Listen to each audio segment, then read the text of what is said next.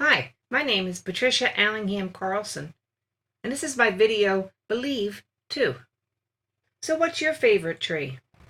Mine is a sycamore tree, and in this video I'll show you how I painted one. Taking a photo right into the sun can create some beautiful effects. Did you ever try it? I took this at a park and had a really nice reference photo to work with because I got this sunburst effect on my photo. Combining a winter scene with a little Christmas tree magic was fun to paint. I hope you'll like it and give it a thumbs up. Now let's paint.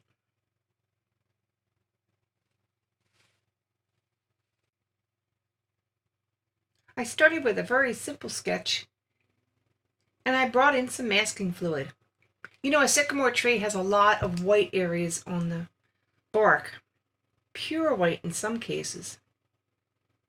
And I wanted to keep these areas nice and clear white so they'd show up in the spectacular manner of the tree. I also wanted to feel free to paint in the background and all of the trees and branches.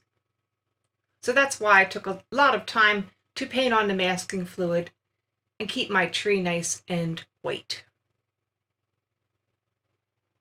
I masked in the outline of where the stream would be, and I also put masking around where the Christmas tree would be, so I would keep from running into it. I put a little bit of yellow into the sky to show myself and remind myself where the sun's rays would be, so I would paint around them. And then I wet down the background using a brush and water.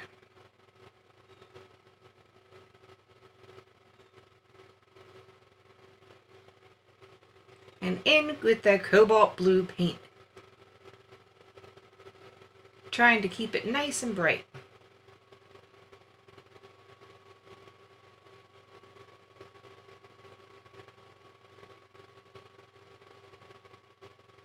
You'll see here I'm trying to avoid the areas where the sun's ray comes down and paint around that so I could keep it on the clean side.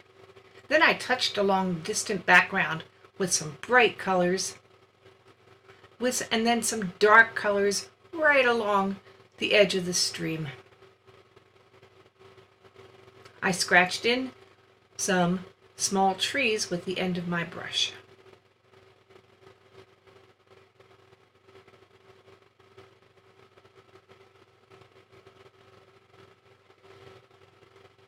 And then I came in when it was a little dry and started to paint some of the distant trees in. These are loose and not too defined at this point.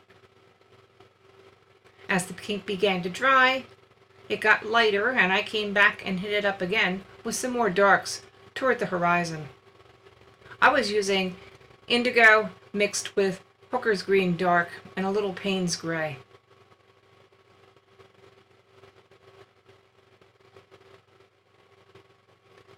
The horizon line runs into a snowbank which goes along the stream side.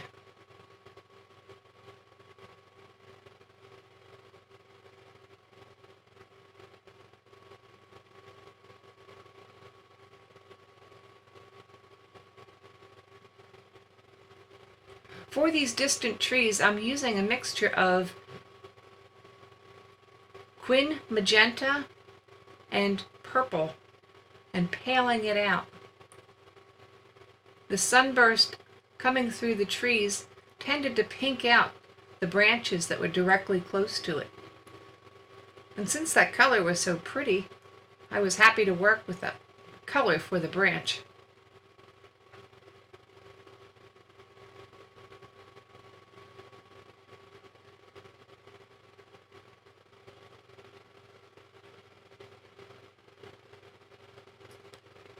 Along the stream side, I softened the color where it ran right into the snowbank.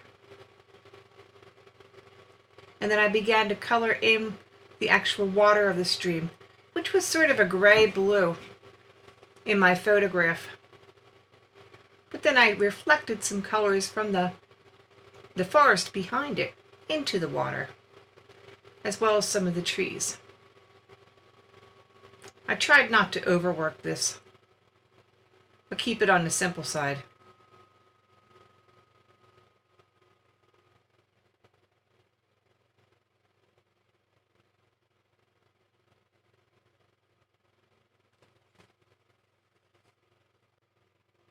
Moving into the closer snowbank, I painted in some shadow colors.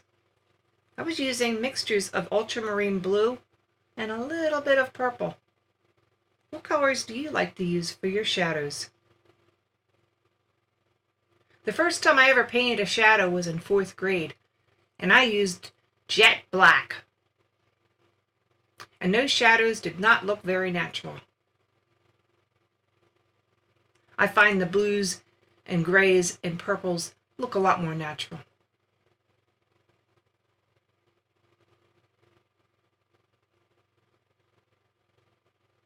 Next, I began to paint in the trees that are growing on the closer side of the stream.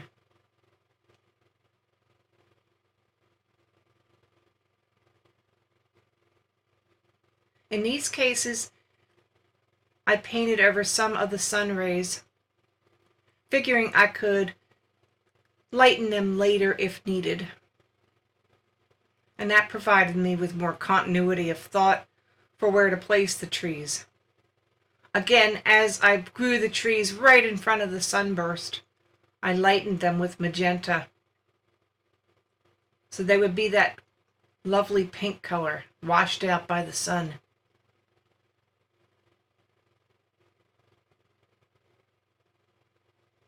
I'm using a very thin brush to make these small trees and branches. And that's time consuming, but it will give me more control over the size of the branches.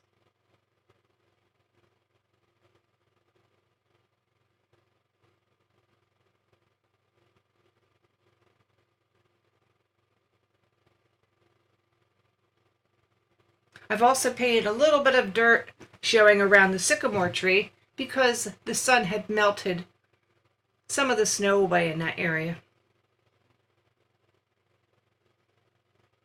And I continue making these small trees growing in front of the stream for quite a while. Here I am taking out some of the color in the sun's rays that I just painted on with the trees, but not all of it.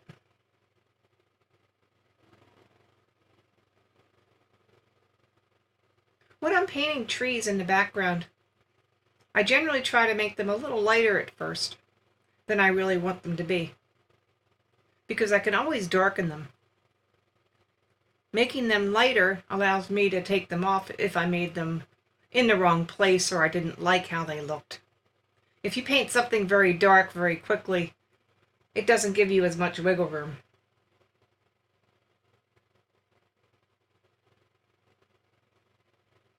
Again, I'm working with these small branches going up into the sun, around the sun, and into the background, using a small brush. I've seen some artists use a big brush to paint small things. What size brush do you like to use? A nice round brush with a really sharp point? Or a small brush for small things and a larger brush for larger areas? I'd be interested in hearing how you do it.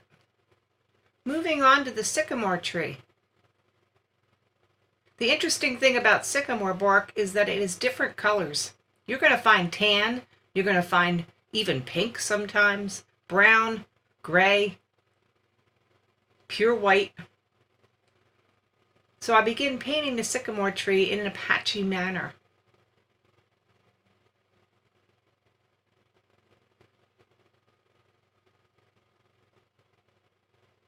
And for the Christmas tree, I'm now coming in with masking fluid and masking off lots of little ornaments, a little string of lights and balls.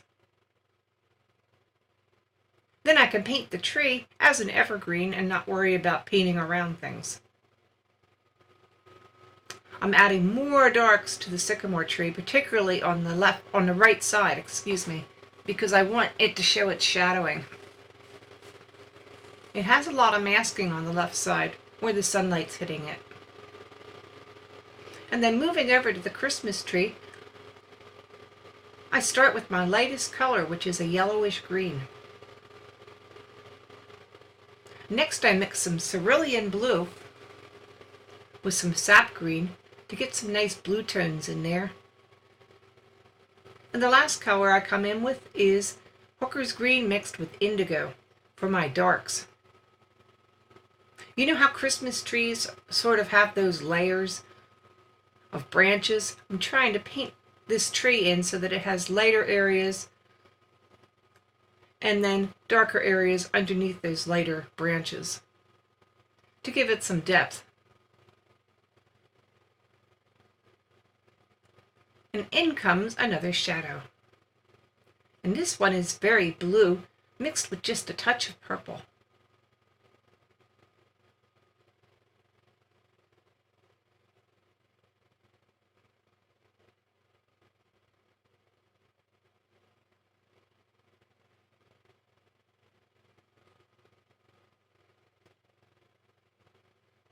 Where I wanted the sycamore tree to stand out with its whiteness on the left side, I painted some dark next to it, because then the white will really stand out when I take the masking off.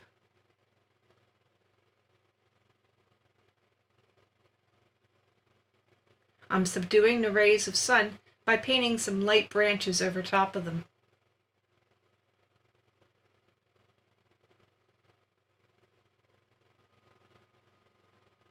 Now I'm taking off the masking fluid that is primarily on the Christmas tree, or on the sycamore tree. Messy and time consuming, but it does work well.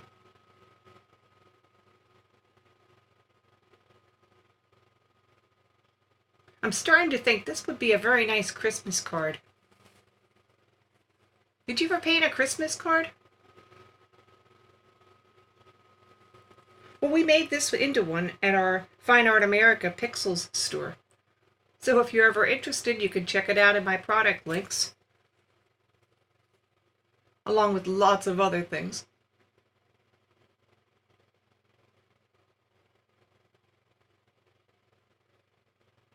Cleaning up the edges around the sycamore tree where the masking came off, in areas where it might have been a little ragged or jagged, and then adjusting all around it.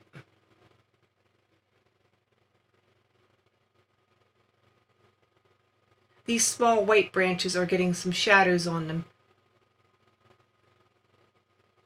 to make them look more natural. Sycamore trees have twisty branches, and they're very interesting. They're interesting to look at, and they're interesting to paint.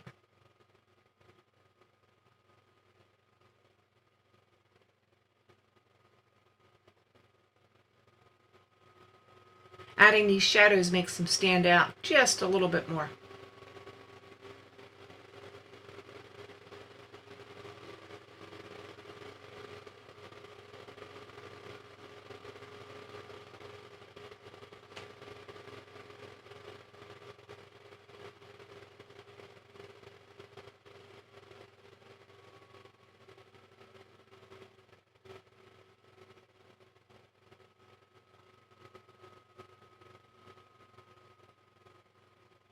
Back to that magenta for some of these branches, coming right in front of the sun.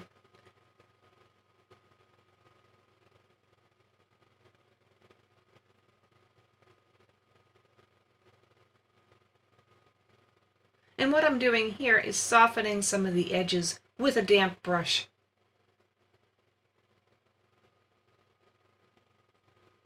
Adding a little more dark shading onto the sycamore for drama.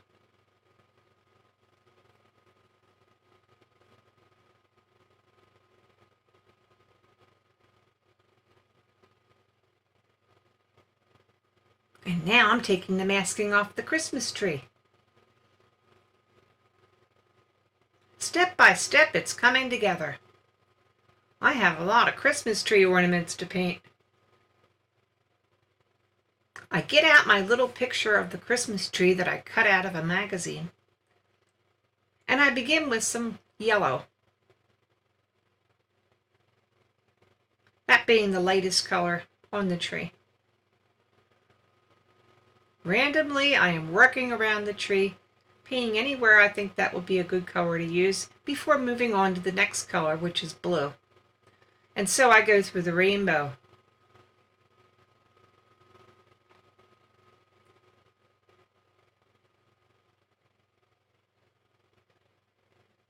Reds, pinks, purples, oranges, some greens, lots of yellow. Now I got some branches from outside because I started to think another tree might be needed here. And distracted by that thought, I went ahead and pursued it. I painted a small sapling coming up into an empty space because it felt like I needed something more there.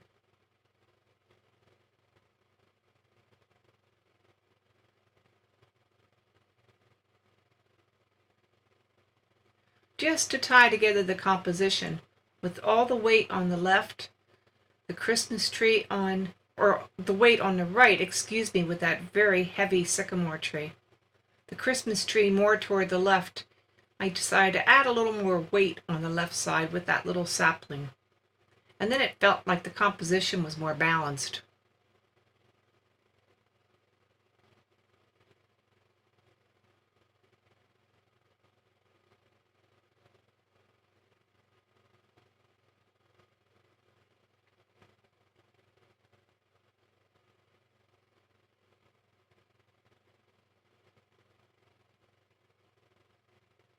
Next, I'll be heading back to the little Christmas tree and painting ornaments some more. Working on some more of the little Christmas tree. Blending and softening some of the lights on the tree and some of the ornaments and balls with a damp brush. These are tiny, so this is taking a lot of time to do it right. And then making sure that the star on top of the tree stands out and looks just right.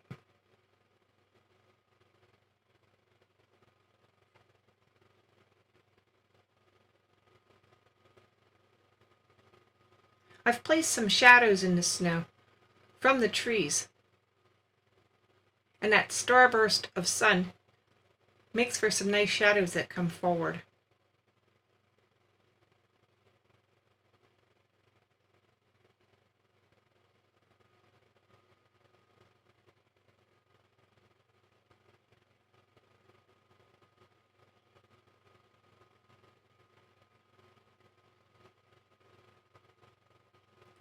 I'm placing some footprints in the snow around the tree, because we all know that Santa Claus walked up to this little tree and gave it some decorating. Did you ever paint footprints in snow? I did a lot of studying to see what they actually look like before I painted them. Some areas are a little darker and some are a little lighter.